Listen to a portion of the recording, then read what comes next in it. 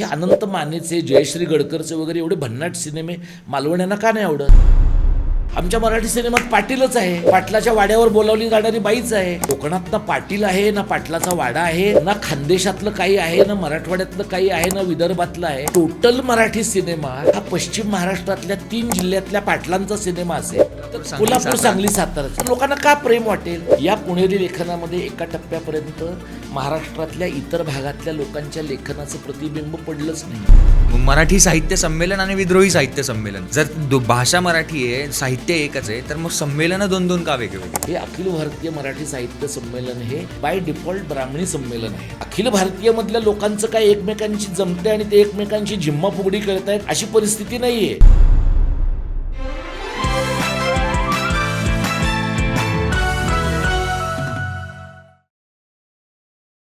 स्वागत आहे तुमचं सुपरदेसी टॉक्सवर.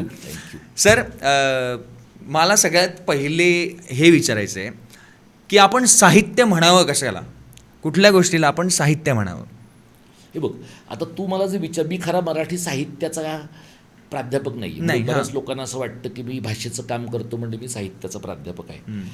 मी साहित्याकडे वाचक म्हणून पाहतो. म्हणजे मला माझ्यासमोर काय पहिल्यांदा आलं तर मी माडगुळकरांची कविता वाचली पहिल्यांदा, व्यंकटेश माडगुळकरांच्या कथा वाचल्या किंवा माणदेशी माणसं वाचली आणि मला असं वाटलं की हे माझ्या जगण्याच्या अवतीभोवतीचं आहे. म्हणजे मी गावाला जायचो तेव्हा ते मला जवळचं वाटलं. याच्याकडे मी साहित्य असं म्हणण्यापेक्षा काहीतरी वाचनीय घडतं आहे आपल्या अवतीभोवती असं म्हणून पाहत राहिलो. म्हणजे मी माडगुळकरांची एक कवितेची ओळ आहे, तबकात राहिले देठ लवंगा साली, अशी एका लावणीच्या अदाकारी करणाऱ्या बाईची कविता आहे. तर मला असं वाटायचं की अरे ही तर जगातली सर्वश्रेष्ठ कविता आहे. आता ही जगातली सर्वश्रेष्ठ कविता काय आहे?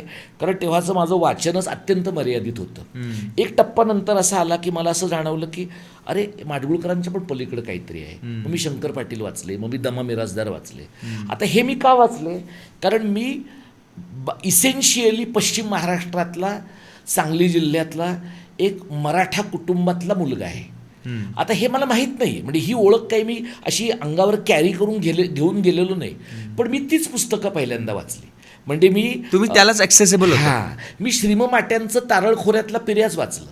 ज्या वेळेला माझ्याबरोबरचे माझे कॉलेजमधले मित्र, ब्राह्मण मित्र, ते वपू काळे वाचत होते, ते पु ल देशपांडे वाचत होते, तेव्हा मी हे वाचत होतो.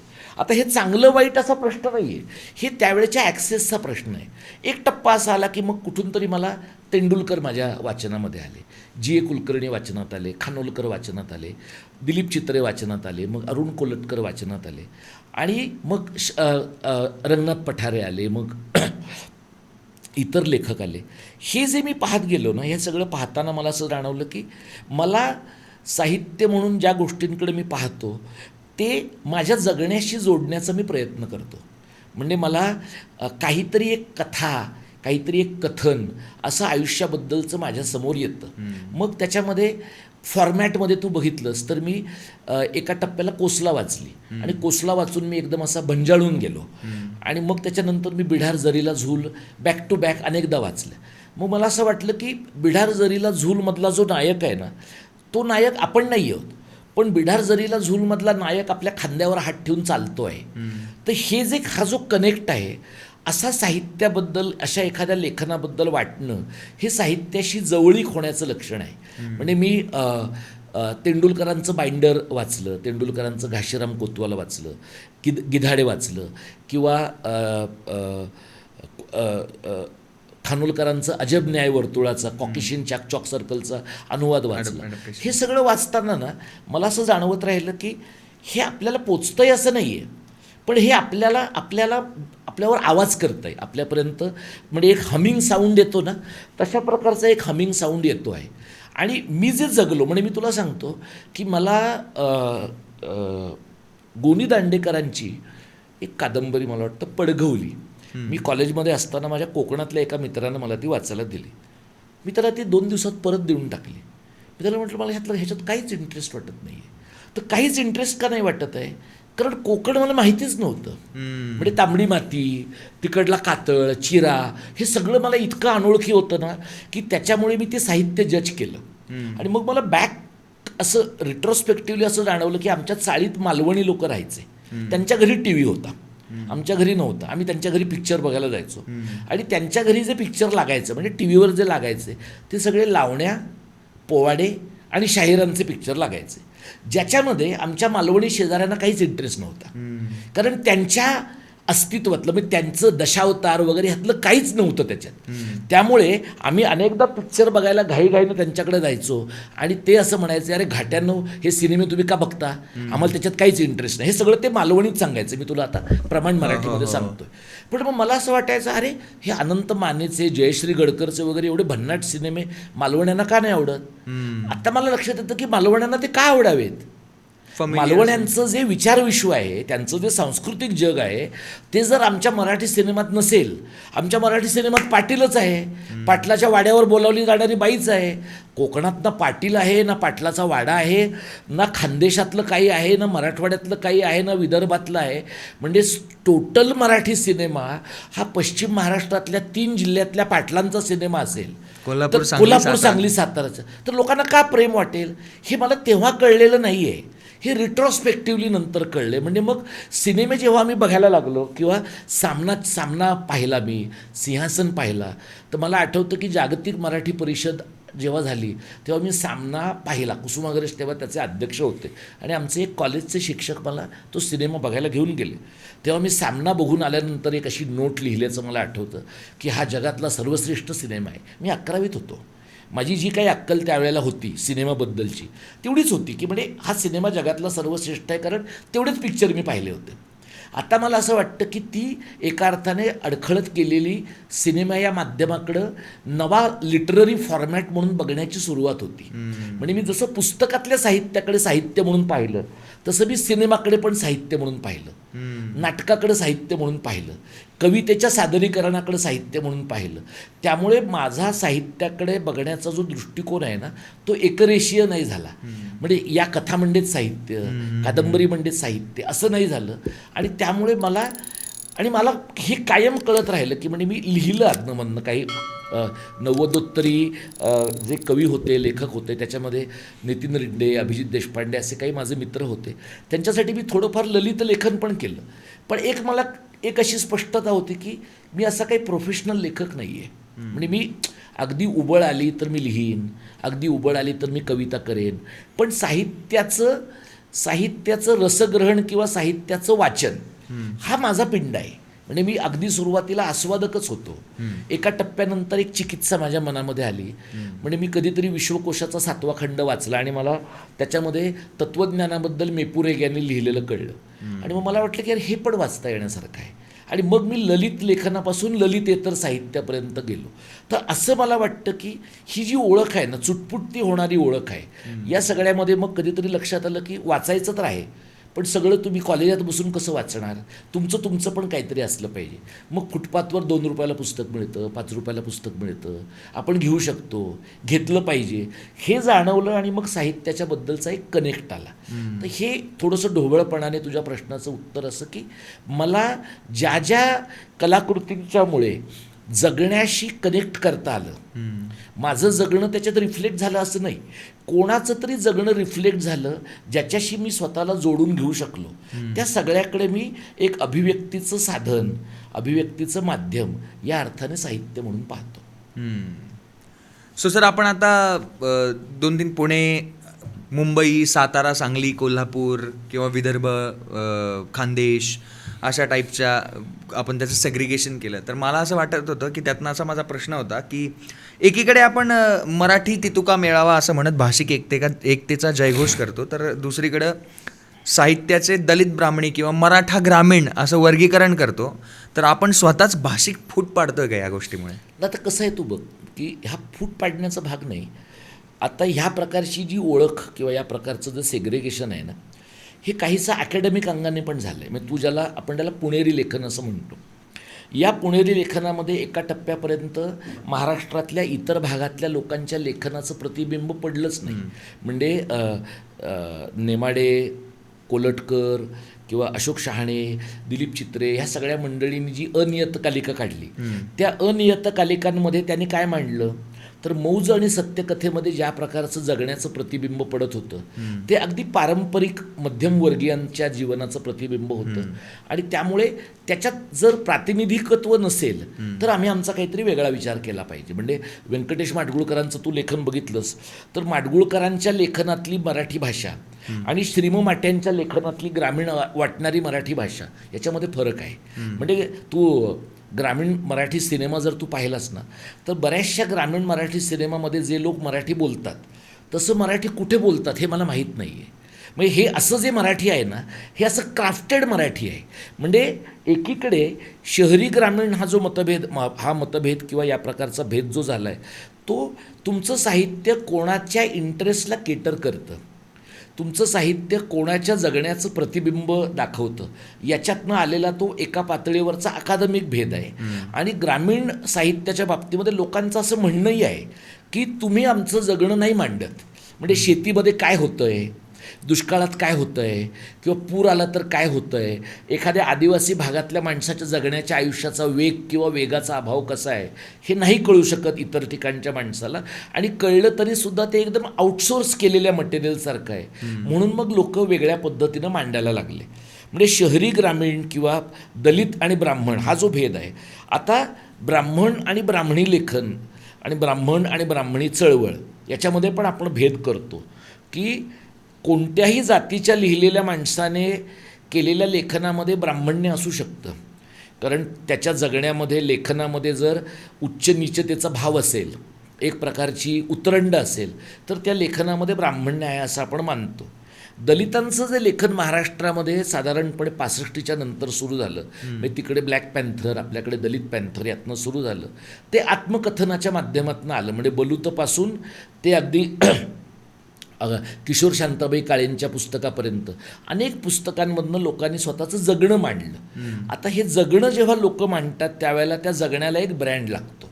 आता हे जगण्याचा ब्रँड काय होता तर हे भटक्या विमुक्तांचं लेखन आहे, हे दलितांचं म्हणजे अनुसूचित जातीच्या लोकांचं, हे महारांचं लेखन आहे, हे बौद्धांचं लेखन आहे, हे मातंगांचं लेखन आहे, हे चर्मकारांचं लेखन आहे, हे ढोरांचं लेखन आहे किंवा शंकरराव खरातांसारख्या हे तराळ जातीतल्या माणसाचं लेखन आहे.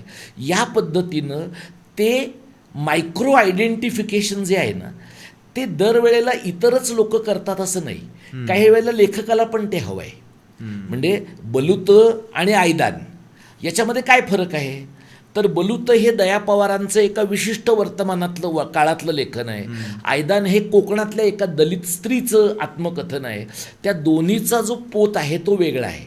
त्यामुळे दरवेळेला दलित ग्रामीण ही जी विभागणी आहे ती हे वेगळे ते वेगळे असं दाखवण्यासाठीच होते. दलित ब्राह्मण ही जी विभागणी आहे, दलित ब्राह्मण ही जी विभागणी आहे, या विभागणीमधनं काही वेळेला लोकांना या प्रकारच्या लेखनाला विशिष्ट पद्धतीनं पाहिलं गेलं पाहिजे. म्हणजे अनेक लोकांनी दलित लेखनाकडे पाहण्याचा सौंदर्यशास्त्रीय दृष्टिकोन पण वेगळा असला पाहिजे. कारण दलित सौंदर्यशास्त्र आणि ब्राह्मणी सौंदर्यशास्त्र याच्यातही फरक आहे अशा प्रकारची मांडणी केली आहे.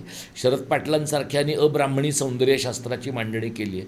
त्यामुळे तू म्हणतोस तसं शहरी ग्रामीण किंवा दलित ब्राह्मणी या प्रकारच्या विभागणीच्यामुळे इसेन्शियली फूट पडते असं नाही मला वाटत. पण ते गरजेचं आहे असं वाटतं. ते गरजेचं आहे म्हणण्यापेक्षा अपरिहार्य आहे. ते अपरिहार्य या दृष्टीनं आहे की एखादी गोष्ट तुला सर्वांगाने समजून घ्यायची तर त्यातलं दलितत्व काय आहे, त्यातलं महारत्व काय आहे, त्यातलं नवबौद्धत्व काय आहे, त्यातलं भटक्या विमुक्तांच्या जगण्याचं तत्त्व काय आहे याचा शोध घेणं लेखनाच्या अंगाने, समीक्षेच्या अंगाने आणि जगण्याच्या गाभ्याच्या अंगाने या सगळ्याच्या दृष्टीनं हे कॅटेगरायझेशन आहे. पण हे कॅटेगरायझेशन जे आहे ना ते हॉरिझॉन्टल आहे. ते जर तुम्ही व्हर्टिकल केलं तर मग तुमच्या असं डोक्यात राहतं सबकॉन्शियसली की हे वरच्या दर्जाचं आहे, हे खालच्या दर्जाचं आहे. अशा प्रकारची विभागणी जर झाली आणि ती अकादमिक पातळीवर झाली, ती एकूण ज्ञानमीमांसेच्या पातळीवर झाली तर त्यातनं एक प्रकारची गंभीर परिस्थिती निर्माण होते जी काही वेळेला आपल्याला मराठी साहित्यामध्ये जाणवते. मला नेहमी असं वाटत पण होतं की आता तुम्ही मला याला प्लीज करेक्ट करा की मी जर का माझा प्रश्न जर का चांगला फ्रेम नसेल झाला तर की साहित्य मराठीतच लिहिले गेलेलं आहे, भाषा मराठीच आहे, मग ते दलित साहित्य असो किंवा ब्राह्मणी साहित्य असो, पण मग त्याची संमेलनं दोन का होतात. म्हणजे मराठी साहित्य संमेलन आणि विद्रोही साहित्य संमेलन, जर भाषा मराठी आहे, साहित्य एकच आहे, तर मग संमेलनं 2-2 का वेगवेगळे? 2-2 नाही, 3-3 होतात. 3-3 होतात. हो. हां. आता कसं आहे की अखिल भारतीय मराठी साहित्य संमेलन मला वाटतं मुंबईत जेव्हा झालं 91-92 साली, त्यावेळेला मला तर ते त्यावेळेचे अध्यक्ष आठवत नाहीत, पण त्याच्या विरोधात झालेल्या बंडामुळे मग सकल साहित्य संमेलन पण झालं आणि विद्रोही पण झालं. आणि मग सकल साहित्य संमेलन आता अस्तित्वात नाही आहे. विद्रोहीचे 2 गट अस्तित्वात आहेत. एक पार्थ पोळके, भरत पाटणकर या मंडळींचा आहे. दुसरा प्रतिमा परदेशी आणि काय त्यांचं किशोर ढमाले यांचं आहे. तर हे 2 विद्रोहीचे गट आहेत. आता अखिल भारतीय मराठी साहित्य संमेलन जे आहे ते सरकार पुरस्कृत संमेलन आहे. बरोबर. हो. सरकार कोणाचंही असो ते तसंच संमेलन चालतं. म्हणजे खूप मागे फुल्यांनी त्या पहिल्या संमेलनाच्या वेळेला रानड्यांना लिहिलेल्या पत्रामध्ये हे सगळं घालमोड्या दादांचं संमेलन आहे असं त्याला म्हटलेलं आहे. आता हे सगळं घालमोड्या दादांचं संमेलन आहे असं म्हटलेलं असून सुद्धा आपल्याकडे असे लोक आहेत की ज्यांना दोन्ही डगरीवर पाय ठेवून राहायला आवडतं. म्हणजे ते सकाळी विद्रोही आहेत, संध्याकाळी मध्यवर्ती संमेलनवाले आहेत, म्हणजे ऑड इव्हनवाले लोक आहेत ते. आता हे का घडतं? कारण अखिल भारतीय जे साहित्य संमेलन आहे त्याच्या महाराष्ट्रामध्ये 4-5 विंग आहेत. मसाप, विदर्भ साहित्य संघ, मराठवाडा साहित्य परिषद, मुंबई साहित्य संघ, मुंबई मराठी साहित्य संघ आणि देशातल्या इतर राज्यांमध्ये जी बृहन महाराष्ट्र मंडळ आहेत त्या पण त्याच्या शाखा आहेत. पण या सगळ्या ज्या शाखा आहेत तू जर पाहिलंस तर बहुतांश शाखा ह्या साठी उलटलेल्या ऑक्टोजेनेरियन लोकांच्या हातामध्ये आहे. तिथे तरुण माणसांचा अजिबात वावर नाही आहे. किंबहुना बहुतांश संस्था काही अपवाद वगळता तरुण चुकूनही आपल्याकडे फिरकणार नाहीत याची पुरेपूर काळजी घेतात. कारण त्याशिवाय मग संस्थानं तुमच्या ताब्यात राहत नाहीत. म्हणजे आपल्यानंतर संस्थान बंद पडलं तरी चालेल, पण आपल्या हयातीत ते संस्थान आपल्याच ताब्यात राहिलं पाहिजे. विदर्भ साहित्य संघामध्ये बघ, म्हैसाळकर मला वाटतं 90चे होईपर्यंत त्यांच्याच ताब्यामध्ये ते होतं. आता हे जे आहे ना हे सरकारचं संमेलन आहे. सरकार आधी 25 लाख द्यायचं त्याला, नंतर 50 लाख द्यायला लागलं. आता सरकार त्याला 2 कोटी रुपये देतं. आणि ते 2 कोटी जे आहेत त्या 2 कोटीच्या व्यतिरिक्त ज्या शहरामध्ये ते संमेलन होतं, ज्या जिल्ह्यामध्ये होतं, ते साधारणपणे तिकडचा जो कोणी धनिक वणिक आहे तोच ते संमेलन घेतो. मग तिथला राजकीय पुढारी घेतलो, तिथला कारखानदार घेतो, तो स्वागताध्यक्ष होतो. सर्वसाधारणपणे राजकीय पुढारी स्वागताध्यक्ष होतो. बरेचदा तो त्या जिल्ह्याचा पालकमंत्री असतो. बरेचदा शरद पवार आपल्याकडे पालकमंत्री राहिलेले आहेत, त्यांचा बराच वर्चस्व आहे. इथे आता भाजपचं सरकार आल्यापासून त्या ठिकाणी भाजपचे जे पालकमंत्री आहेत ते त्या ठिकाणी स्वागताध्यक्ष राहिलेले आहेत. या सगळ्यामधनं राजकीय पुढाऱ्यांना काय वाटतं की हा जो काही वाङ्मयीन व्यवहार आहे हे नॅरेटिव्ह आपण ताब्यात ठेवलं पाहिजे. ते कसं ताब्यात ठेवायचं?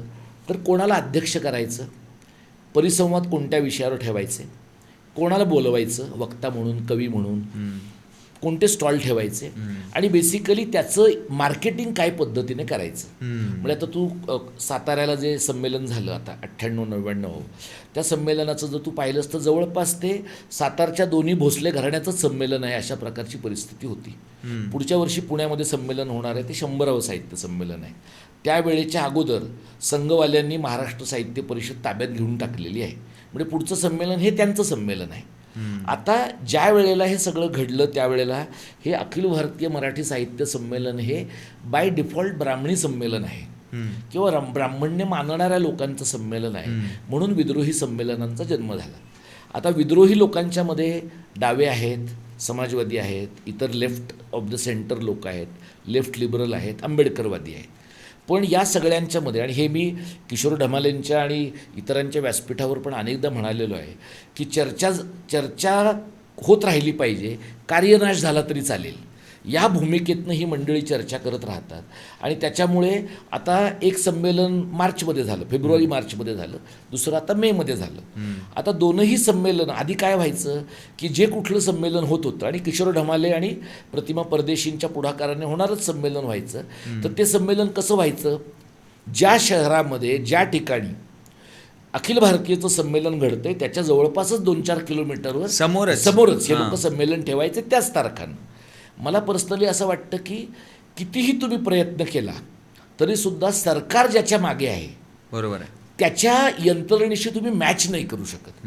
आता एकच संमेलन म्हणजे चपळगावकर ज्या संमेलनामध्ये अध्यक्ष होते आणि अभय बंग सुद्धा जिथं होते, त्यांनी काय केलं की ते त्या संमेलनामधनं इकडं आले, या संमेलनाला पण भेट द्यायला आले, पण तो चपळगावकरांच्या चांगुलपणाचा भाग आहे. अदरवाईज महामंडळाच्या संमेलनामधले जे लोक आहेत ते चुकूनही इकडं पाहत नाहीत.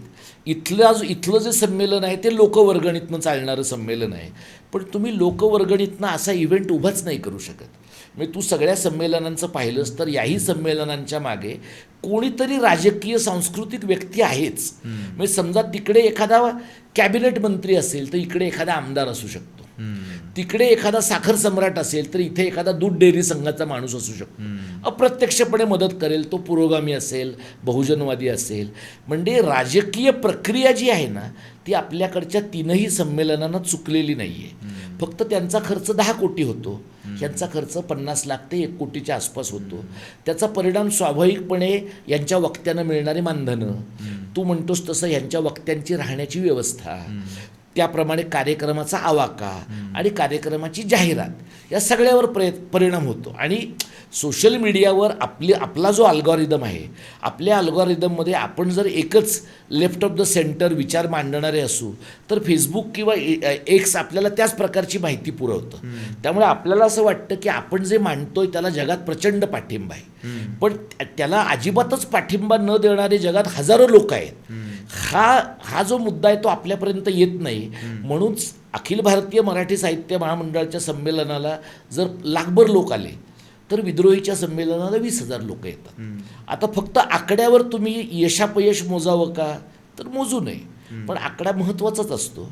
आणि सर्वसामान्य जी जनता आहे त्या जनतेला विद्रोह आपलासा वाटेल यासाठी काय करावं लागेल, आणि सर्वसामान्य जनतेला विद्रोह आपलासा वाटण्यासाठी मसापपासून ज्या बाकीच्या यंत्रणा आहेत त्या पेनिट्रेट करून त्यांचं संपूर्ण अब्राह्मणीकरण होणं हाच मार्ग आहे. म्हणजे तुम्ही तुमच्या वेगळ्या चुली मांडल्या, 25-30 वर्ष झाली, पण तुमच्या चुली पावसात विझणार ना, तुमच्या चुलीला पुरेसं सरण नाही मिळणार आहे. तर तुम्हाला त्या ज्या त्यांच्या संस्थानांच्या जागा आहेत ना त्या ताब्यातच घ्यायला पाहिजेत. जसं RSSनं केलं की नाही, RSSने काँग्रेसने उभा केलेल्या संस्था गिळंकृत केल्या, समाजवाद्यांनी उभ्या केलेल्या संस्था गिळंकृत केल्या. माझं म्हणणं गिळंकृत करण्याचा प्रश्न नाही, तुम्हाला त्या पद्धतीने पेनिट्रेट करण्यासाठी लागणारे सगळे मार्ग वापरले पाहिजेत. आणि त्या बाबतीमध्ये तुम्ही एवढी शुचिरभूतता पाळाल की नाही बुवा आम्ही किंचितही आमच्या नैतिकतेला बट्टा लागू देणार नाही, तर ज्यांच्याकडं पाशवी बहुमत आणि अमानुष पैसा आहे अशा माणसांशी लढताना तुम्ही तत्त्वसोबत पूर्णतः घेऊन राहिलात ना तर फक्त तुमच्या प्रेताबरोबर तत्त्वच राहतील, माणसं राहणार नाहीत. त्यामुळे प्रॅग्मॅटिकलीच विचार केला पाहिजे. आणि दोन्ही विद्रोही मंडळींना पण माझी विनंती आहे की तुमच्या दोघांच्या विद्रोहात काय फंडामेंटली वेगळं असं आहे तेच की जे मूळ मध्यवर्ती संमेलनाला विरोध करण्यापेक्षा जास्त महत्त्वाचं आहे. म्हणजे तुमचा इगो आहे ना, तुमचा आणि तुमच्या टीमचा इगो आहे. मग तुमच्या आणि तुमच्या टीमच्या इगोसाठी तुम्ही पुरोगामी महाराष्ट्रातल्या, आंबेडकरवादी महाराष्ट्रातल्या जनतेला 2-2 ठिकाणी नाचायला लावता. कधी नांदेडला या सांगता, कधी सातारला या सांगता. हे नाही करायला पाहिजे तुम्ही. आणि अखिल भारतीयमधल्या लोकांचं काय एकमेकांची जमते आणि ते एकमेकांची झिम्मा फुगडी खेळत आहेत अशी परिस्थिती नाही आहे. ते एकमेकांच्या गळ्यावर बसतील अशी परिस्थिती आहे. पण तरी त्यांना माहिती आहे 2.5 कोटी महत्त्वाचे आहेत.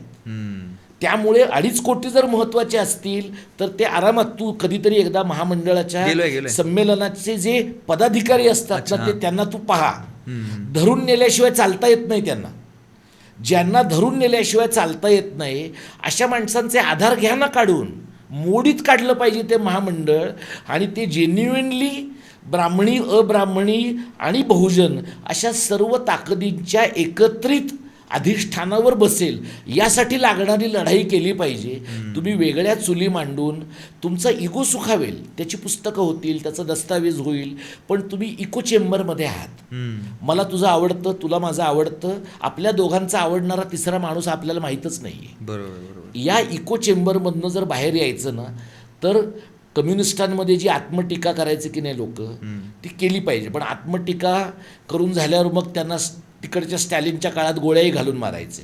आपल्याकडे लोकशाहीमध्ये आपण काही आत्मटीका करणाऱ्या लोकांना मारणार नाही. पण टीका आत्मटीका करून ते स्वतः डिप्रेस झाले, मग काय करायचं आता? आता असं आहे की आत्ताच्या पेक्षा जास्त डिप्रेस्ड कोणी होऊच शकणार नाही. परिस्थिती एवढी गाळात गेलेली आहे ना की आत्ताच्या पेक्षा जास्त डिप्रेस होण्याची काही परिस्थितीच नाही आहे. आता आपण रिबाउंडवर वरच जाऊ शकतो. म्हणजे पोहण्याचं एक जे बेसिक प्रिन्सिपल आहे की एकदा तू उडी मारलीस आणि तळ गाठलास की मग तुझा पाय खाली टेकून तू वरच जातोस. हे जे वर जाणं आहे ना ते सगळ्या लेफ्ट लिबरल आणि उदारमतवादी आणि डाव्या चळवळींना खाली जाण्याचा मार्गच उपलब्ध नाही. आपण तळ गाठला आहे. ह्याच्यापेक्षा ह्याच्यानंतर वरच जायचं आहे. जायचं की नाही ते ठरवायचं आहे. जायचं की मरायचं, जायचं की मरायचं. मग तुम्ही तरंगत राहू शकता ना कुठल्या तरी लेवलला. मग तुम्ही इतिहासाला तुमची बॉडी सापडेल. मग इतिहासाला तुमची बॉडी सापडायला पाहिजे का तुम्हाला वर यायचं, हा ज्याचा त्याचा कॉल आहे.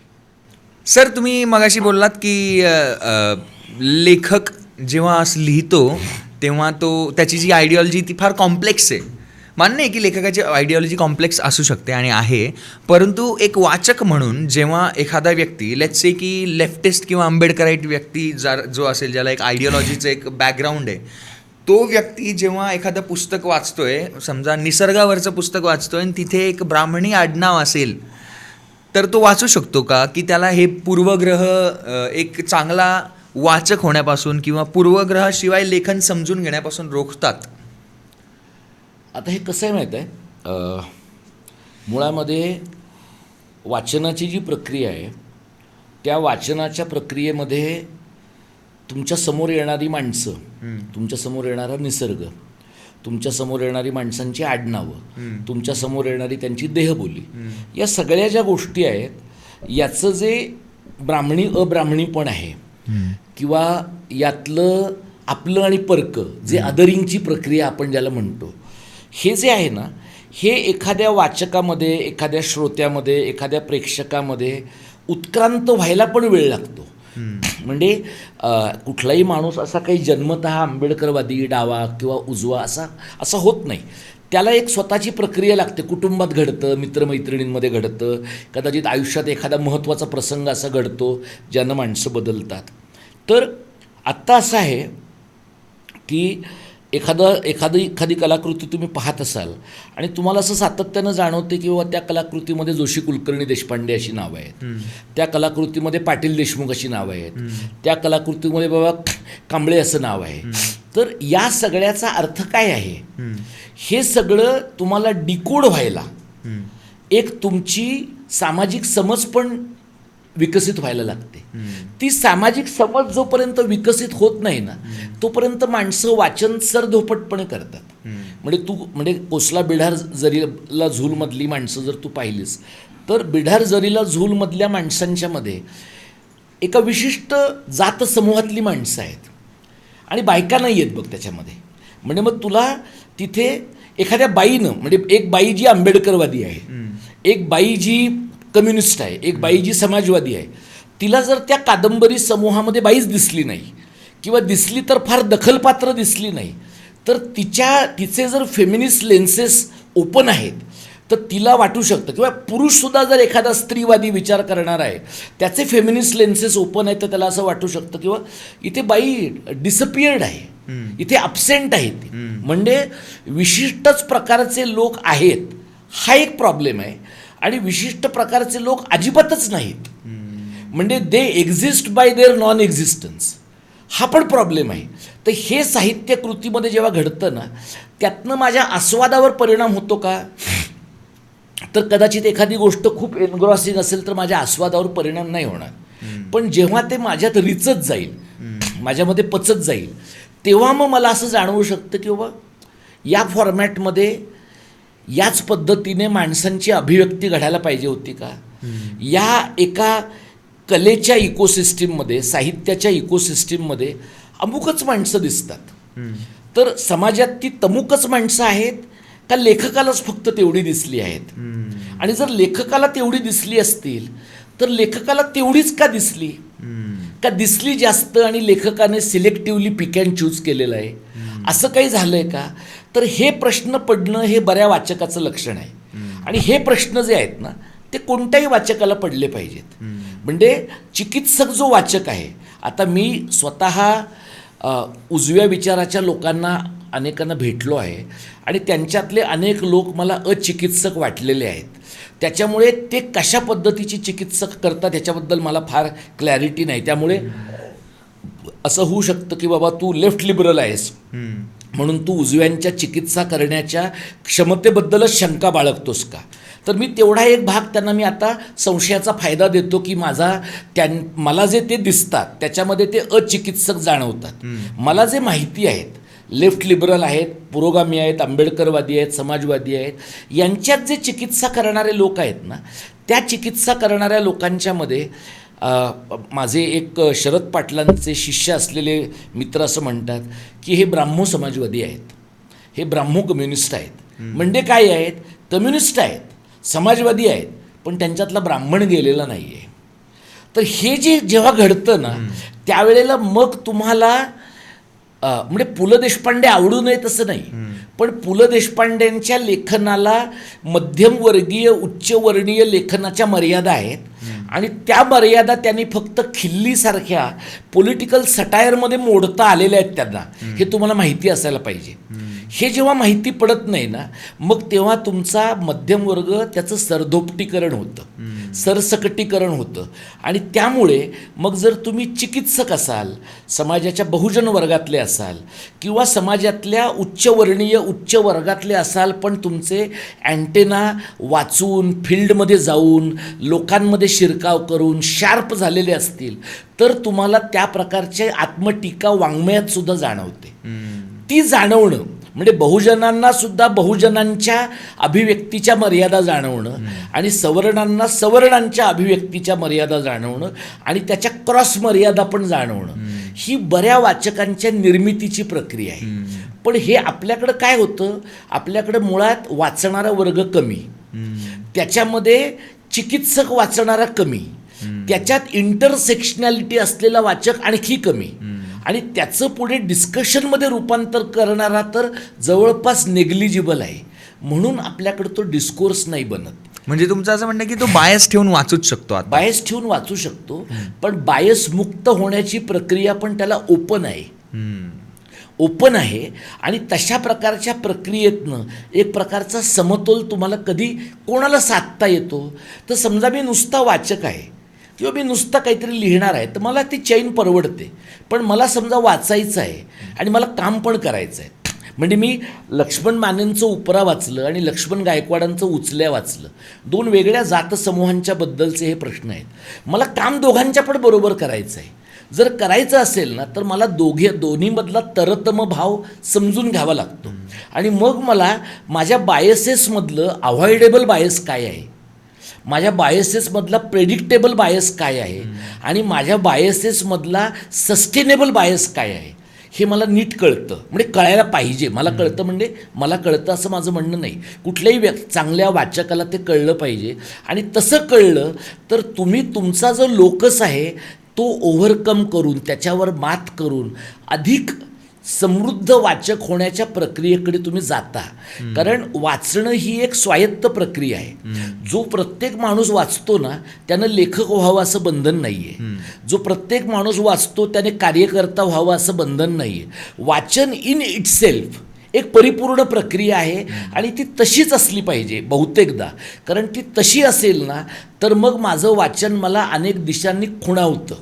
जर तसं खुणावलं नाही तर मग माझ्या वाचनाच्या प्रक्रियेवर माझा मीच बंधनं आणतो, माझ्या स्ट्रीम ऑफ कॉन्शियसनेसमुळं, माझ्या संज्ञाप्रवाही वृत्तीमुळं, आणि ती बंधनं मग मला खाली खेचत राहतात. म्हणजे मला याच्यावरनं एक असं उदाहरण पण द्यावं असं वाटतं की आता नाटकात काम करत असताना तर ॲक्टर किंवा ह्या सगळ्या गोष्टी किंवा सिनेमा किंवा अगेन साहित्य याच्याशी संबंध येतोच. आणि जसं असं म्हणतात की एखादा आंबेडकराईट असेल किंवा एखादा लेफ्टिस्ट असेल, पुरोगामी विचाराचा व्यक्ती असेल तर तो म्हणतो की तो असं म्हणू शकतो की अनुपम खेर किंवा रणदीप हुड्डा खूप चांगला आर्टिस्ट आहे, खरंच चांगला ॲक्टर आहे, पण तो ह्या विचारसरणीचा त्यामुळे मला पटत नाही. किंवा सावरकर हे अतिशय उत्तम लेखक होते, त्यांची चॉईसेस वर्ड्सची खूप चांगली होती, किंवा त्यानंतर बेसिकली ते खूप चांगले लेखक होते, परंतु त्यांचा विचार मला पटत नाही, मी मान्य करत नाही. इतकं क्लिअर आपण जर का आपल्या ओपिनियनच्या बाबतीत असो तर मग मला नाही वाटत की काही प्रॉब्लेम येईल बायस. आणि मला असं वाटतं की हे खूपच स्वाभाविक आहे.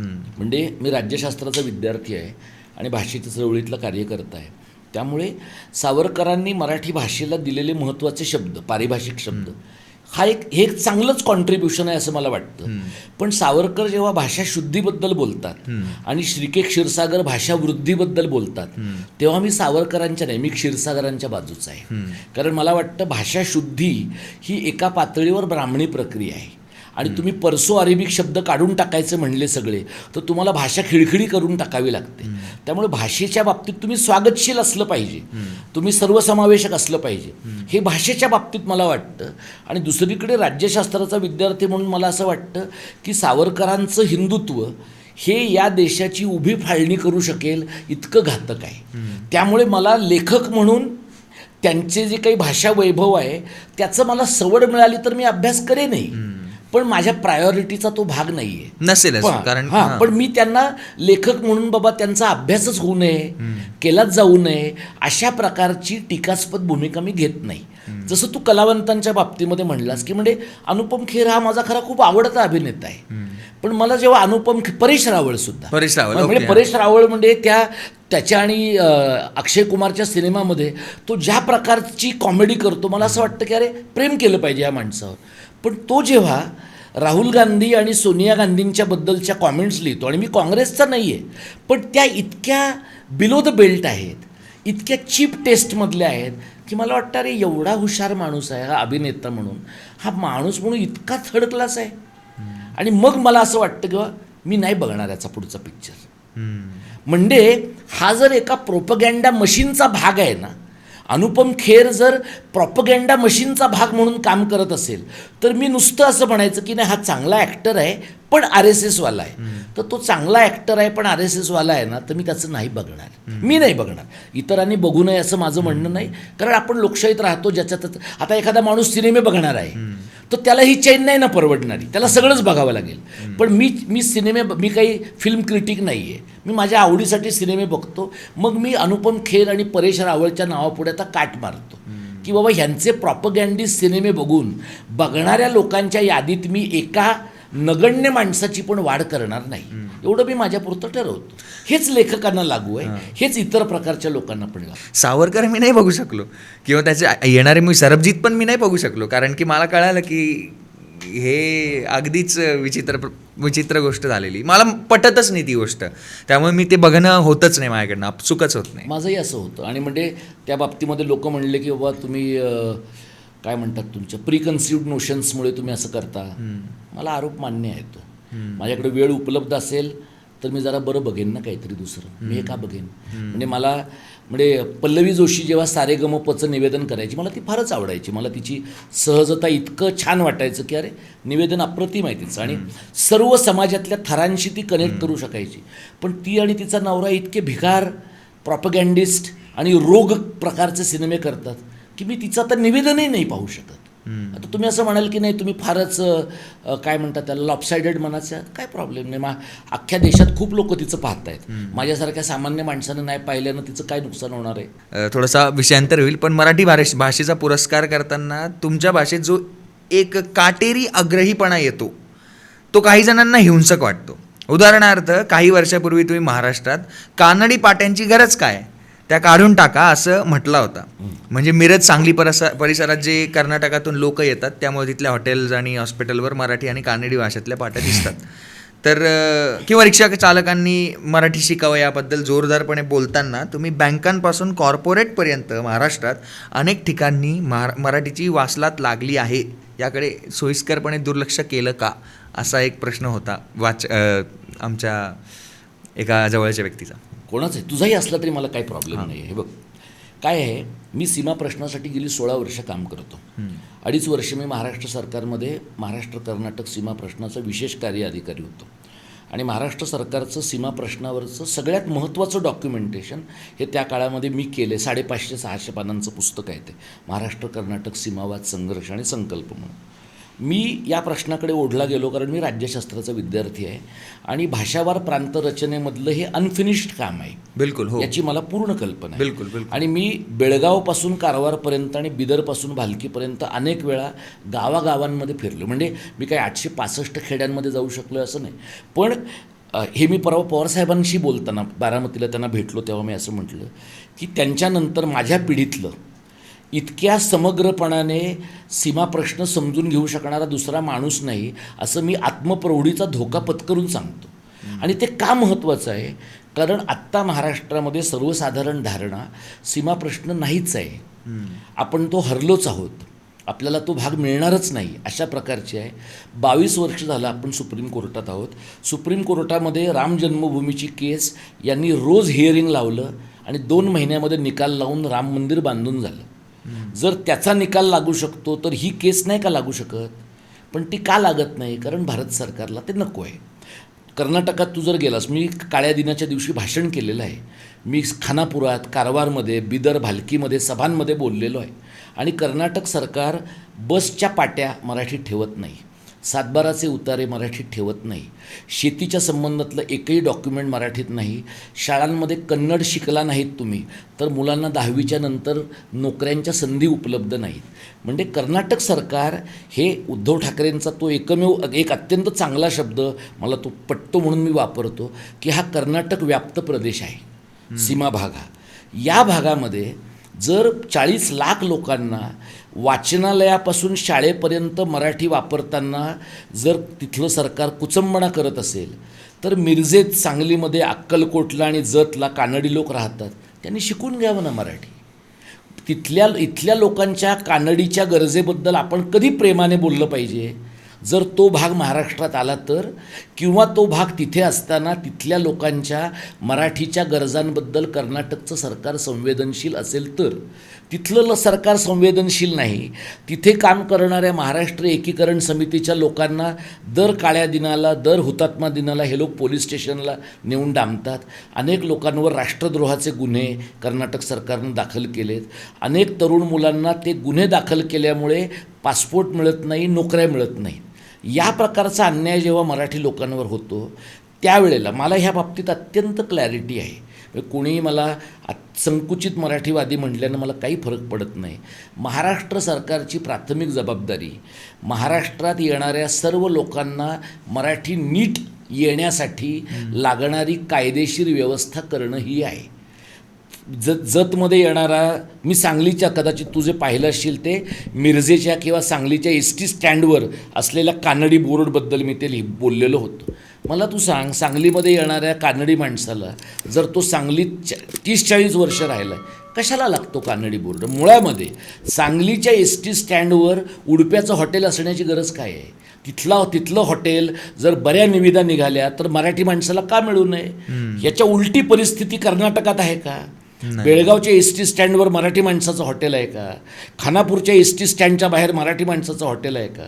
म्हणजे सगळीकडे कानडी लोकांना उद्योग देण्याचा मराठी लोकांनी ठेका घेतला आहे का?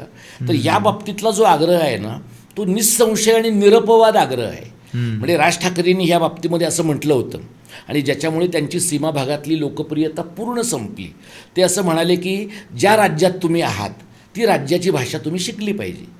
हे उरलेल्या भागाला लागू आहे ना. बंगलोरमध्ये जो मराठी माणूस राहतो ना, तो नाही म्हणत आहे की आम्ही कानडी शिकणार नाही. तो शिकला आहे, तो कानडी शिकलेला आहे. पण बेळगावच्या मराठी माणसाने कानडी शिकता कामा नये, कारण बेळगाव कर्नाटकचं नाहीच आहे. आणि हेच भाषावार प्रांतरचनेचा इतिहासच हे सांगतो की त्यावेळेला बेल्लारीचा प्रांत हा आंध्रला गेला आणि त्याच्या बदल्यामध्ये बेळगाव कर्नाटकाला देण्यात आलं, असं रेकॉर्डमध्ये आहे, रिपोर्टमध्ये आहे. आणि नंतर बेल्लारी पण ह्यांना मिळालं आणि बेळगाव पण ह्यांना मिळालं. आणि म्हैसूर राज्याच्या स्थापनेनंतर त्या राज्याचे मुख्यमंत्री निजलिंगप्पा ऑन रेकॉर्ड विधिमंडळात असं म्हणालेत की मराठी लोकांचा काही एक प्रदेश आमच्याकडे आलेला आहे, आम्ही तो यथावकाश त्याला देऊन टाकू. हे रेकॉर्डवर आहे. मग अशा परिस्थितीत बिदर आणि भालकीत तू जाऊन बघ, मराठी शाळा बंद पाडल्या यांनी. कारवारमध्ये मराठी शाळा बंद पाडल्या, सुपा हल्ल्याळमध्ये बंद पाडल्या. शाळा बंद पाडणं, दुकानांच्या पाट्या बंद पाडणं, सातबाराचे उतारे कानडीमध्ये करणं, हे सगळं मराठी संपवण्याच्या व्यापक कारस्थानाचा भाग आहे. हे जर कर्नाटक सरकार करतं तर जत, अक्कलकोट आणि सांगली मिरजेमध्ये कन्नड जपण्याचा आपण ठेका घेतला आहे का? अजिबात घेतलेला नाही. तर ह्या बाबतीमध्ये मी शून्य तडजोड करणारा मराठीवादी आहे. तर ह्या बाबतीत जे कोणी सामुपचारी मराठीवादी आहेत त्यांना जर माझं पटत नसेल तर माझा इलाज नाही, कारण माझ्या भूमिकेत मी बदल करण्याचा काही प्रश्न नाही. पण सर, मराठी माणसाला किंवा महाराष्ट्रालाच हा प्रॉब्लेम काय येतो की आपल्याला एकीकडे बेळगावच्या बाजूला पण मराठीशीच भांडण करावं लागतं, मराठीसाठी भांडण करावं लागतं, आणि मुंबईसारख्या राज्यात किंवा इतर महाराष्ट्राच्या राज्यांमध्ये पण मराठीसाठी लढावं लागतं. मराठी लोकांना काय प्रॉब्लेम आहे मराठीशी? मराठी लोकांना ते एवढं कल्चर आपलं का नाही वाटत आहे, किंवा असं उतरून काम का नाही होतं? याचं काय माहिती आहे का, जसं तमिळनाडूमध्ये द्रविड अस्मिता उभी राहिली तमिळ भाषा आणि संस्कृतीच्या अवतीभोवती, तशा प्रकारची एक लँग्वेज कम्युनिटी उभी राहायला लागते. तशा प्रकारचा भाषिक समुदाय उभा राहणं, आणि त्या भाषिक समुदाय एका अर्थाने तू बघ की आपण भारत हे एक बहुराष्ट्रीय युनिट आहे. हे म्हणणारं काही मी पहिला माणूस नाही आहे. भारत हे बहुराष्ट्रीय युनिट आहे, आणि ज्याप्रमाणे अमेरिकेमध्ये ते युनायटेड स्टेट्स ऑफ अमेरिका आहे, तसं आपलं युनायटेड स्टेट्स ऑफ इंडिया आहे. फरक काय आहे? तिथं राज्य आधी एकत्र आली आणि मग त्यांचा देश बनला. आपल्याकडे देश आधी स्वतंत्र झाला आणि मग देशाची प्रशासकीय रचना करण्यासाठी म्हणून राज्य तयार झाली. आपल्याकडे दोन कारणांनी हा प्रॉब्लेम झाला. एक म्हणजे मध्ययुगीन जो आपला इतिहास आहे, त्या मध्ययुगीन इतिहासामध्ये आपण असं मानत राहिलो की दिल्लीचं तख्त राखणं ही आपली जबाबदारी आहे, आणि त्याच्यामुळे आपण पेशव्याच्या काळापासून महादजी शिंद्यांच्या काळापर्यंत आपण दिल्लीचं तख्त राखलं. मला तू विचारशील तर दिल्लीचं तख्त राखण्यापेक्षा दिल्लीचं तख्त फोडणं ही आपली जबाबदारी होती. महादजी शिंद्यांच्या तालावर जर दिल्लीचा सुलतान नाचत होता तर त्यापेक्षा महादजी शिंद्यांसारखा कर्तबगार माणूस दिल्लीचा सुलतान का होऊ नये, किंवा त्यांना तेव्हा का नाही वाटलं? बरोबर. याचं कारण त्या काळामध्ये शाहू महाराजांनी ज्या प्रकारच्या सूचना, म्हणजे दिल्लीश्वरो वा जगदीश्वरो वा अशा प्रकारची भावना शाहू महाराजांच्या काळापासून, म्हणजे थोरल्या शाहूंच्या काळापासून ती महादजी शिंद्यांच्या काळापर्यंत आहे. तर दिल्लीश्वराला तुम्ही जगदीश्वर मानायचं काय कारण आहे? मग तिथले नालायक जे सुलतान आहेत, ज्यांची राजवट औरंगजेबाच्या नंतर खिळखिळी होऊन नष्ट झाली, आणि महादजी शिंद्यांना पटेल तुम्ही कसं कराल त्या पद्धतीने राजवट चालू असं सुलतान आजीजीने म्हणतो आहे. मला असं वाटतं की फक्त एक हाकारा देण्याची गरज होती आणि आपलं दिल्लीवर राज्य होऊ शकलं असतं. हे आपण तेव्हा केलं नाही.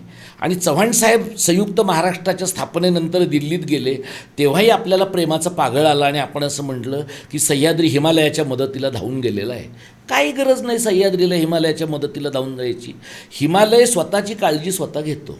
हिमालय तुम्हाला आउटसायडरच मानतो, अजूनही मानतो. अजूनही लोक काय म्हणतात, तिकडे ओरिसामध्ये मराठा डीच आहे, बंगालमध्ये मराठा डीच आहे, कारण तिथल्या गावांमध्ये आया आपल्या मुलांना सांगायच्या की झोप बाळा नाहीतर मराठी येतील. आणि त्या काळामध्ये मराठी सर्वात शौर्यवान होते म्हणून ते बंगालपर्यंत पोचले. बंगाली लोक का नाही महाराष्ट्रात पोचले? राजस्थानी लोक का नाही दक्षिणेत पोचले? जे धाडसी आहेत तेच राज्य करतात ना. हे धाडसी होते म्हणून त्यांनी राज्य केलं. त्यांचं चुकलं इतकंच की राज्य स्थिरस्थावर करून राज्यसत्ता ताब्यात घेण्यासाठी जी उसंत लागते, जे तांत्रिक बळ लागतं आणि जी ज्ञानसत्ता लागते, ती आपल्या समाजातल्या जातीव्यवस्थेमुळे आपण मिळवू शकलो नाही. जर थोरल्या बाजीरावानं ज्या प्रकारची सर्वसमावेशक व्यवस्था उभी करण्याचा प्रयत्न केला, ती बदलून दुसऱ्या बाजीरावाच्या काळात चित्पावनांची व्यवस्था निर्माण करण्याचा जो एक संकुचितपणा झाला, तो झाला नसता तर कदाचित मराठ्यांची राज्यव्यवस्था देशभर झाली असती. आणि महादजी आणि मल्हारराव होळकर जसं शिंद्यांना म्हणाले होते की उत्तर निर्वैर झाली तर पेशवे आपल्याला धोत्र बडवायला लावतील, म्हणून उत्तर निर्वैर होता कामा नये. म्हणून आपल्या सरदारांनी उत्तरेत भांडणं चालू ठेवली. जर आपण पेशवे आणि पेशव्यांचे सरदार या सगळ्यांनी एक दिलाने एकोप्यानं मराठ्यांच्या राजवटीची ताकद दिल्लीमध्ये नेली असती तर कदाचित दिल्लीचं तख्त राखण्यापेक्षा दिल्लीचं तख्त आपण जिंकलं असतं. तेव्हापासूनचा आपला हा प्रॉब्लेम आहे. आपल्याला जिंकायचं आहे पण जिंकायचा कॉन्फिडन्स नाही आहे. हा जो प्रॉब्लेम आहे त्याच्यामुळे आपण आणि तू हेही बघ की आपण दिल्लीपर्यंत गेलो पण भाषा नाही ना नेली आपण. आपली भाषा सोबत जर म्हणजे मग आपण गेलो म्हणजे नेमकं काय केलं? आपण गेलो म्हणजे माणसं गेलो ना रे. माणसं आपली गेली, भाषा त्यांचीच राहिली. म्हणजे शिवाजी महाराजांनी राज्य व्यवहार कोश केला होता. ज्या वेळेला पेशवे इथनं तिकडं गेले त्यावेळेला जर आपल्या भाषेच्या सोबत आपण आपली राजवट तिथं नेली असती तर उत्तरेची भाषाही बदलली असती. राज्यकर्त्याचीच भाषा राहते ना. राज्यकर्त्याची भाषा जर तिथं गेली असती तर कदाचित बंगाल ओडिशापासून सगळ्या भागामध्ये मराठीचा प्रचार होत राहिला असता. आपण राज्यकर्ते म्हणून तिथं गेलो, लढणारे म्हणून तिथं गेलो, पण अंतिमतः चौथाई वसूल करणारे म्हणूनच उरलो. कारण भाषा तुमचा जो एक ठळक ठसा निर्माण करते एखाद्या भूमीवर, एखाद्या भूगोलावर, ते आपण केलं नाही. आणि तेव्हापासूनचा आपला हा प्रॉब्लेम आहे. म्हणजे आता तिथपासून तुला इथल्या रिक्षावाल्यांना मराठी शिका रे असं सांगावं का लागतं? तमिळनाडूत का नाही सांगावं लागत? कारण तमिळनाडूत बिगर तमिळ रिक्षावाला जगूच शकणार नाही तमिळ न बोलल्याशिवाय. आपल्याकडे असं आहे की आपल्याकडे बोलणाऱ्या रिक्षावाल्याला ही मराठी येवो अथवा न येवो त्याला कळणाऱ्या भाषेत बोलण्याची जबाबदारी आपणच अंगावर घेतली आहे. याचं कारण भाषिक सरपटलेपण जे आहे ना ते मराठी लोकांमध्ये खूप आहे. आणि आपली भाषा जगवण्यासाठी एक प्रकारचा चिकटपणा लागतो. हा चिकटपणा मराठी माणसांमध्ये प्रमाणापेक्षा अत्यंत कमी आहे. त्यामुळे आपली भाषा सुटली तरी चालेल, मग फक्त पुरणपोळी राहिली तरी मराठी आहोत, मग फक्त फेटा बांधला तरी मराठी आहोत, मग नऊवारी साडी नेसली तरी मराठी आहोत, मग नथ घातली तरी मराठी आहोत, ढोल वाजवला तरी मराठी आहोत. म्हणजे भाषामुक्त मराठीपण असं आपल्यातल्या खूप लोकांना चालणार आहे. हे जे भाषामुक्त मराठीपण आहे ना ते पोकळ मराठीपण आहे. कारण तुमची भाषा हे तुमच्या संचिताचा भाग आहे. तुमची भाषा हा तुमच्या वैचारिक वारशाचा भाग आहे. हे जोपर्यंत आपल्याला समाज म्हणून जाणवत नाही तोपर्यंत मराठी माणसाची ही द्विधा मनस्थिती कायम राहणार आहे. त्यामुळे तू बघ की जेव्हा एखादा मराठी माणूस एखाद्या परप्रांतीयाशी भाषेबद्दल भांडतो तेव्हा त्याला समजावणारे बरेच मराठीच लोक असतात की काय होतं आहे, जाऊ द्या ना, कळतंय ना तुम्हाला. कळतंय हा प्रॉब्लेम नाही आहे, तो न बोलण्याची हिंमत कशी करू शकतो हा प्रॉब्लेम आहे. म्हणजे तमिळनाडूमध्ये तू फिर, उबरवाला एक वेळ तुला चुकीच्या ठिकाणी नेईल पण तो तुझ्याशी तमिळशिवाय दुसऱ्या भाषेत बोलणार नाही.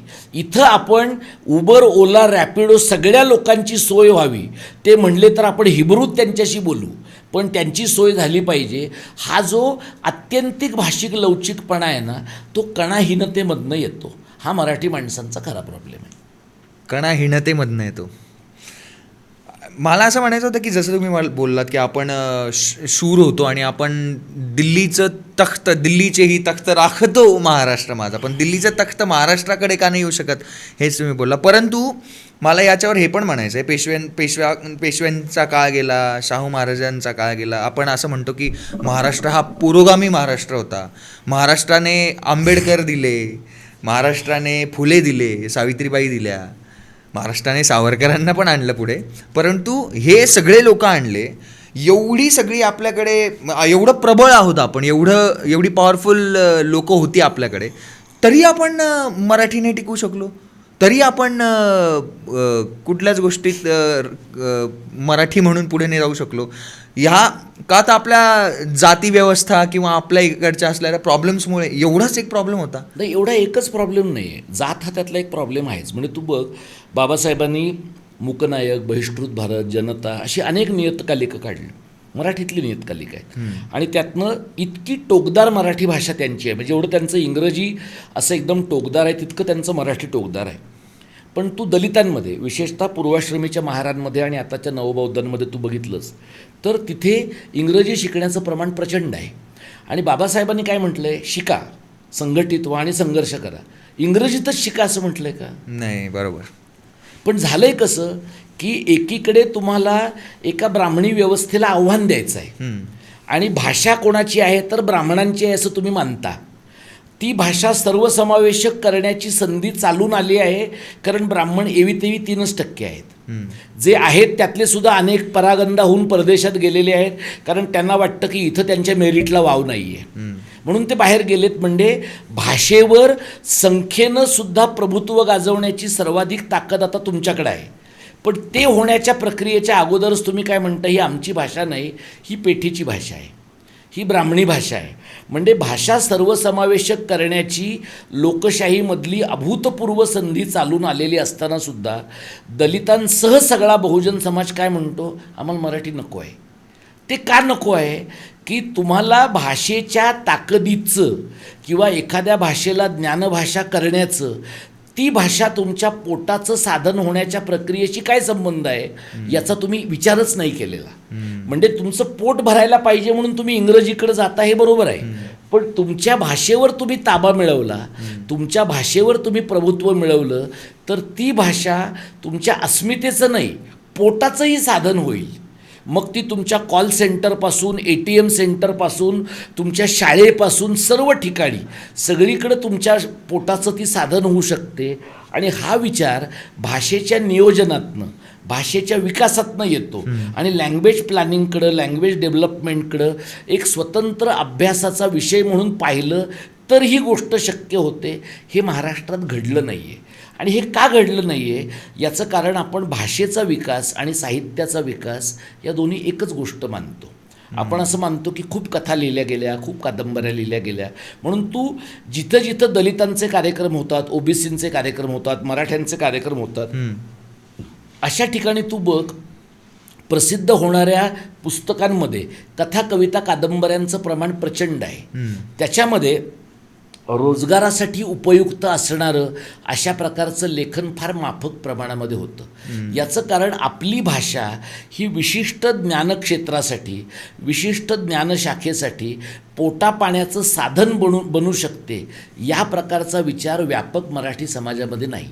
आणि तो व्यापक मराठी समाजामध्ये नसल्यामुळे आपण असं मानतो की ती भाषा आम्हाला आणीपाणीवाले म्हणते ना, मग ती आपण आपली नाही मानायची.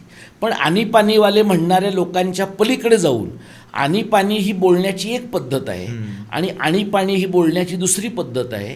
आणि याच्यामध्ये असलाच तर प्रमाण आणि अप्रमाण असा फरक आहे, शुद्ध आणि अशुद्ध असा वर्चस्ववादी आणि उतरंडवादी फरक नाही. हे उघडपणाने सांगण्याचं जे धारिष्ट्य आहे ना, ते भाषिक धारिष्ट्य आहे ना. हे भाषिक धारिष्ट्य नसतं किंवा आपण ते असूनही टाळतो. म्हणून मग भाषा ही विशिष्ट लोकांची मक्तेदारी होते. लोकशाहीमध्ये जेव्हा आपण म्हणतो की ही भाषा 3.5% मक्तेदारी आहे, त्यावेळेला 3.5% दोष असतोच, पण उरलेल्या लोकांचा पण दोष असतो की ते त्या भाषेची ओनरशिप घेत नाहीत. ती ओनरशिप जर घेतली गेली तर मग बाबासाहेबांचा पण वारसा तुम्हाला नीट मांडता येतो. कारण बाबासाहेबांनी संयुक्त महाराष्ट्राच्या बाजूने मत मांडलं आहे. म्हणजे बाबासाहेबांनी असं स्पष्टपणे म्हटलेलं आहे की मुंबई महाराष्ट्राची आहे, कारण ती ऑर्गॅनिकली महाराष्ट्राशी जोडलेली आहे. मुंबईला पाणी महाराष्ट्राचं येतं, अन्नधान्य महाराष्ट्राचं येतं, वीज महाराष्ट्राची येते. एवढं सांगणारा आणि शेड्यूल्ड कास्ट फेडरेशन हा आपला पक्ष या लढ्याशी जोडणारा बाबासाहेबांच्यासारखा माणूस दलितांचा पुढारी असताना दलितांना मराठीची चळवळ आपली नाही असं वाटणं, हे एका अर्थाने म्हणजे दैवदुर्विलास आहे. पण आता ते चित्र बदलतं असं मला वाटतं. गेल्या काही वर्षांमध्ये त्याही दृष्टीमध्ये थोडासा एक प्रकारचा निकोपपणा आला आहे असं मला जाणवतं. पुढचा प्रश्न मला त्याच रिलेटेड होता की ब्राह्मणी साहित्य किंवा तथाकथित उच्चवर्णीय साहित्य म्हणून काही लेखनाचा कडक निषेध किंवा उपेक्षा करणे आणि दुसरीकडे ठराविक साहित्यालाच प्रमाण मानणे, या दोन टोकाच्या भूमिकांमुळे मराठी भाषेचं आतोनात नुकसान झालं आहे का? काही प्रमाणात झालं आहे. काय आहे की ही जी काही चिकित्सा होते साहित्याची आपल्याकडे, आता तू बघितलंस तर मराठीत नियतकालिक एक 5-10 असतील म्हणजे दखलपात्र.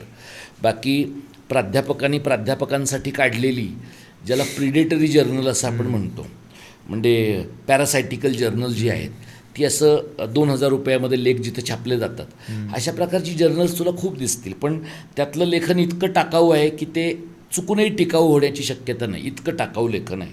बाकी आता अनुष्टुप असेल किंवा इतर काही नियतकालिक असतील, कवितारती असेल, नवभारत असेल, काही वेळेला साधनेमधनं काही लेखन येतं, अशा प्रकारची नियतकालिक असतील. ह्या सगळ्याचा तू वाचक वर्ग धरलास ना तर तू 10,000च्या वर जात नाही. म्हणजे सक्रिय वाचक म्हणजे ज्यांता एखादं पुस्तक तू एखादा नियतकालिक तू एखाद्या लायब्ररीला दिलंस आणि त्या लायब्ररीचा वाचक वर्ग 1000 आहे तर तू असं म्हणू शकतोस की 1000 लोक त्याचे वाचक आहेत. पण त्या 1000 लोकांपैकी 999 लोक त्याच्याकडे ढुंकून पण पाहत नाहीत आणि जो एक जण पाहतो तो पण चाळतो, वाचत नाहीच काही. टाकाऊ आहे. हां, आणि काय आहे की हे जे मर्यादित वाचक वर्गाचं जगणं आहे ना त्याच्यामुळे हा सगळा जो अभिजनांचा डिस्कोर्स आहे हा झिरपत नाही, हा पेनिट्रेट होत नाही. आणि तू आता बघितलंस तर प्राध्यापकेतर, शिक्षकेतर आणि लेखकेतर अशा प्रकारचा सर्वसामान्य वाचक की बाबा जो छंद म्हणून त्याच्याकडे पाहतो आहे, गरज म्हणून पाहतो आहे, मानसिक भान उंचावण्यासाठी म्हणून पाहतोय, अशा वर्गाचं प्रमाण अत्यंत कमी तुला या सगळ्याच्यामध्ये जाणवेल. आणि त्यामुळे काय होतं बरेचदा की लक्षवेधक कृती करतात लोक. म्हणजे मग समजा मी गिमिक म्हणतो, म्हणजे काय होतं की मी परिवर्तनाचा वाटसरूमध्ये लिहितो. मी उदाहरण म्हणून सांगतो, तिथंच लिहिलं जायला पाहिजे असं नाही. तर मी एखाद्या नियतकालिकामध्ये लिहितो तर मी असं लिहितो की बाबा अपूर्वच्या लेखनामध्ये मला फक्त खानदेशाचंच किंवा नाशिकचंच वर्णन मला दिसतं, बाकीच्या समाजाचं काही भान जाणवत नाही. मला असं वाटतं काही वेळेला की तेवढंसुद्धा भान असणं पुरेसं असतं. सगळ्याच्याच सर्व लेखनामध्ये सगळंच भान आलं तर ते काही आपल्याला डीमार्टमध्ये जाऊन खरेदी नाही करायची ना. बरोबर. तुम्हाला काहीतरी विवक्षित अशा प्रकारचं निश एरियाचं भान तुम्हाला यायला पाहिजे. तर हा एक प्रकारचा टोकदारपणा आहे लोकांमध्ये की बाबा हे यांचं आहे ना, हे जोशी आपटे कुलकर्णी आहेत ना, म्हणजे हे असंच लिहिणार. मग तू मिलिंद बोकीलांच्या लेखनाकडे कसं पाहशील? मिलिंद बोकीलांचं लेखन हे एका अर्थाने आउटरीचचं लेखन आहे. मिलिंद बोकीलांचं लेखन, अभिजित घोरपडेचं लेखन हे सगळं तुम्ही एकमेकांशी जुळवून पाहिलं पाहिजे. आणि ते तुम्ही जेव्हा जुळवून पाहता त्यावेळेला तुम्हाला असं दिसतं की मिलिंद बोकील त्यांच्या जातीच्या सीमारेषा ओलांडून पलीकडे जातात, अभिजित घोरपडे त्यांच्या जातीच्या सीमारेषा ओलांडून पलीकडे जाताना पाहत. याचा अर्थ समाजातला जो वंचित आहे ना तो वंचित दरवेळेला वंचिताच्या सीमारेषा ओलांडतोच असं नाही. काही वेळेला वंचितांच्या सीमारेषा न ओलांडणंच फायद्याचं ठरतं, कारण ती एक दुखरी नस आहे. म्हणजे जसं एखाद्या ठिकाणी तुम्हाला जखम झाली बघ की जखम झाल्यानंतर तिकडेच तुम्ही टोकरून घेतलं ना की मग पटकन पू येतो आणि मग ते दुखायला लागतं. ते दुखायला लागलं की मग लोकांचं तुमच्याकडे लक्ष जातं. त्यामुळे वंचितांना वंचितीकरणाकडेच लोकांना पुन्हा पुन्हा खेचून आणणं हे सुद्धा काही वेळेला फायद्याचं ठरतं. त्यामुळे उच्चवर्णीयांनी उच्चवर्णीयत्वाचं मर्यादांमध्ये राहणं आणि मग त्यांना लोकांनी बोचकारणं हा जसा एक ट्रॅप आहे तसा वंचितांनी वंचितांच्याबद्दलच लिहित राहणं आणि तेच एक जग आहे, तेच एक प्युअर आहे, तेच एक महत्त्वाचं आहे. बाकी सगळं असं काय म्हणतात त्याला कमअस्सल आहे. ही सुद्धा मांडणी खूप खरी नाही. आणि त्याच्यामुळे तुम्हाला ट्रान्सग्रेशन जे आहे ना, सीमांतर जे आहे ते खूप महत्त्वाचं आहे. म्हणजे मी पवार आडनावाचा माणूस आहे, पण मला जर एखादा जोशी पण भेटला आणि एखादा कांबळे पण भेटला आणि एखादा खान पण भेटला आहे तर त्यांचं जगणं माझ्यात झिरपलेलं आहे की नाही हे माझ्या लेखनामध्ये दिसणं आणि ते मांडत राहणं हे मला फार महत्त्वाचं वाटतं.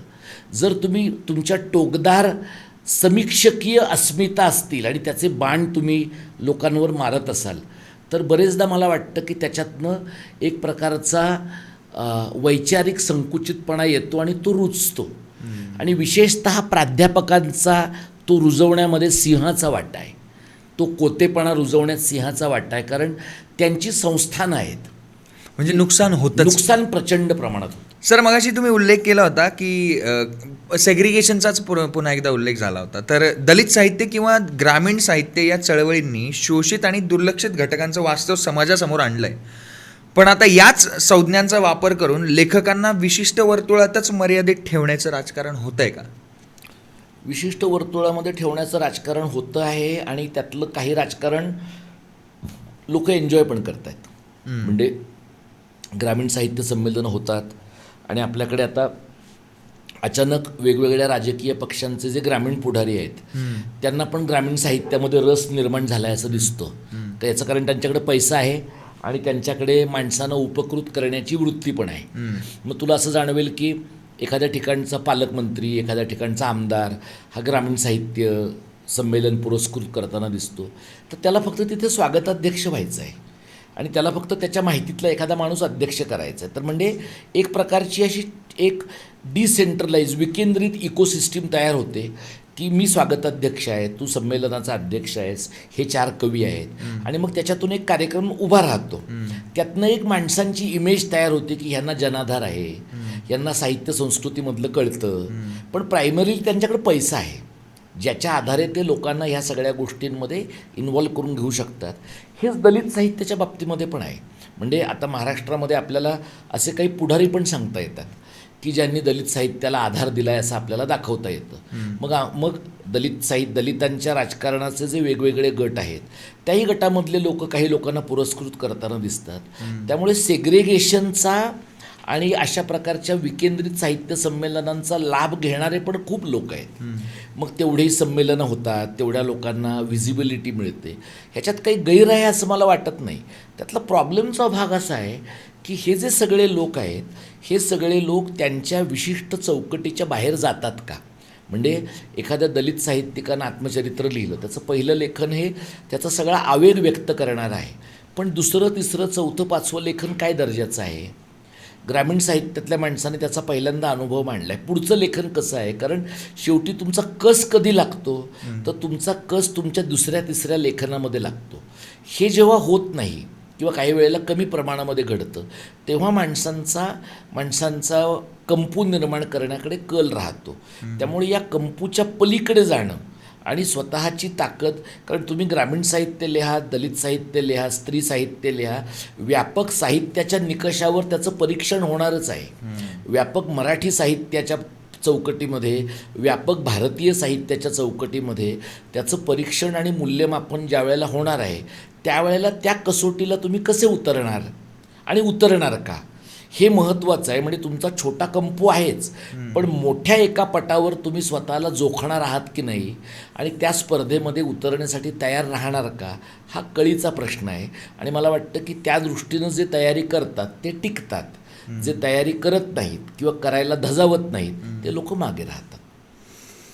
ओके, सो या नोटवर मला असं वाटतं माझा शेवटचा प्रश्न असा, ॲक्च्युली हे सगळ्या आपल्या व्ह्युअर्ससाठी पण असणार आहे की पूर्वग्रहाशिवाय जर का आम्हाला काही पुस्तकं वाचायची असतील तर तुम्ही कुठली पुस्तकं आम्हाला सजेस्ट कराल की ही पुस्तकं तुम्ही नक्कीच वाचायला हवी आणि का वाचायला हवी?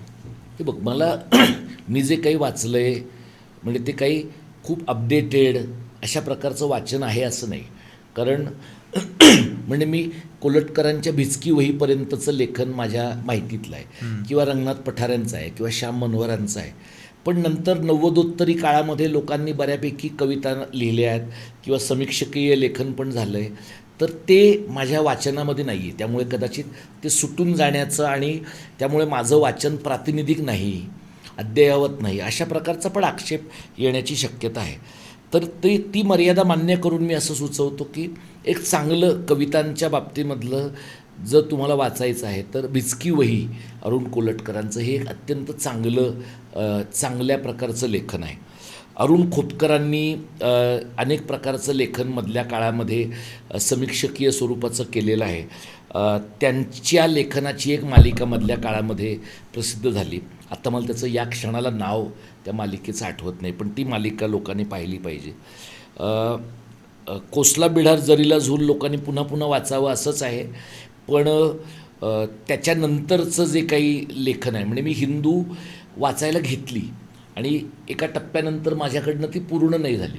पण ती पूर्ण झाली नाही हा मी हिंदूचा दोष नाही मानत. कदाचित त्याला जो एक रिगर लागतो तो काही वेळेला वाचणाऱ्या माणसाकडनं कमी पडतो. पण मला जे वाचनाच्या लिस्टमध्ये माझ्यासमोर असलेल्या गोष्टींपैकी एक ते आहे.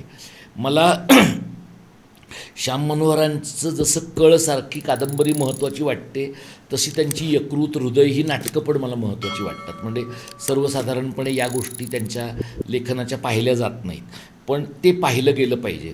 रंगनाथ पठाऱ्यांचं ताम्रपटपासून इतर सगळं लेखन मला महत्त्वाचं लेखन वाटतं. दलित साहित्यामध्ये बलुतं उपरापासून तराळ अंतराळापर्यंत अनेक प्रकारचं लोकांकडनं लिहिलं गेलेलं आहे. आणि ह्या लेखनामध्ये आता अगदी योगीराज बागुलांचं पाचट जे पुन्हा त्याची आवृत्ती आली, किंवा योगीराज बागुलांनी लिहिलेलं कथा विठाबाईची, म्हणजे विठाबाई भाऊ नारायणगावकरांवर त्यांनी जे लिहिलं ते लेखन मला महत्त्वाचं वाटतं. या प्रकारचं जे लेखन आहे हे लोकांच्यापर्यंत जावं किंवा वाचलं जायला पाहिजे असं वाटतं. एका पूर्ण वेगळ्या प्लेनवर मला मेपूंनी अनुवादित केलेलं कांटची सौंदर्य मीमांसा मला महत्त्वाचं वाटतं, आणि किंवा राभा पाटणकरांचं सौंदर्य मीमांसा महत्त्वाचं वाटतं. आणि मला असं वाटतं ह्या बाबतीमध्ये की तुमची स्वतःची वाचक म्हणून जी एक परीक्षा होते ही या प्रकारच्या लेखनात होते, की म्हणजे खूप नवं इतर भाषांमधनं इंग्रजीत आणि इंग्रजीतनं मग मराठीमध्ये आलेलं, पण त्याचं मराठी पण जे आहे ते एकदम अस्सल आहे, अशा प्रकारचं लेखन मला त्याच्यामध्ये दिसतं. उत्तम अनुवाद झालेलं अशा प्रकारचं लेखन मला त्याच्यामध्ये दिसतं. एक अलीकडे जे मी पुस्तक वाचतो आहे आणि जे अनेकांच्या पाहण्यातही आलेलं असू शकेल, मला असं वाटतं धर्मानंद कोसंबींचं निवेदन नावाचं त्यांच्या त्यांच्या जगण्याबद्दलचा सगळा प्रवास आहे. आणि ज्या प्रकारच्या कष्टामधनं, म्हणजे मानसिक शारीरिक कष्टामधनं ते स्वतःला बौद्ध धर्माच्या शोधापर्यंत घेऊन गेले, हे मला फार म्हणजे एका अर्थाने आव्हानात्मक वाटतं, मानसिकदृष्ट्या पण आव्हानात्मक वाटतं, की एवढी प्रतिकूल परिस्थिती स्वतःहून स्वीकारणं हे मला फार एका अर्थाने मानसिक धाडसाचं पण वाटतं. शारीरिक पातळीवरच्या धाडसाचं ते आहेच. आणि एक जे मला सातत्यानं वाटत आलं आहे ते असं की हे आपण ग्रंथाच्या पातळीवरचं वाचन जसं आहे तसं खूप मोठ्या प्रमाणावर आपल्याच भाषेमधनं एखाद्या पुस्तकाचं रूपांतर मालिकेत होतं, पुस्तकाचं रूपांतर वेबसिरीजमध्ये होतं, पुस्तकाचं रूपांतर सिनेमामध्ये होतं. हे जे माध्यमांतर आहे हे माध्यमांतर आपल्या भाषेत खूप कमी होत आहे. पण तू नॉर्डिक नॉयर जर पाहिलंस तर युरोपियन सिनेमामध्ये पाहिलंस किंवा स्पॅनिश वेब सिरीजमध्ये पाहिलंस तर हे माध्यमांतर खूप वेगाने घडताना दिसतं. म्हणजे तिथलं जे बेस्ट सेलर आहे ते बेस्ट सेलर सस्पेन्स असेल, थ्रिलर असेल किंवा डार्क असेल, ते सगळं त्या वेबसिरीजमध्ये रूपांतरित होताना फार वेगाने घडताना दिसतं. मला असं वाटतं की आपल्याकडे असा प्रयत्न झाला होता, तो यशस्वी झाला की नाही मला माहिती नाही. शोध नावाची जी कादंबरी होती त्या कादंबरीचं रूपांतरण सिनेमामध्ये करावं अशा प्रकारचा प्रयत्न झाला, पण तो यशस्वी झाला की नाही मला माहिती नाही. अशा प्रकारच्या लेखनाची बीजं असणारं किंवा अशा प्रकारच्या सादरीकरणाची बीजं असणारं मराठीत खूप आहे.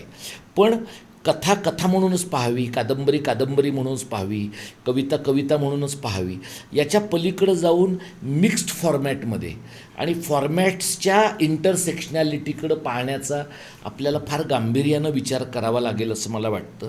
आणि ते जेव्हा पाहिलं जाईल ना तेव्हा आपले माणूस म्हणून असलेले पूर्वग्रह आणि माध्यम म्हणून असलेले पूर्वग्रह यांनासुद्धा एक प्रकारचा छेद मिळण्याची आणि त्यातला टोकदारपणा घासला जाण्याची आणि काही नवं सापडण्याची खूप शक्यता आहे असं मला वाटतं.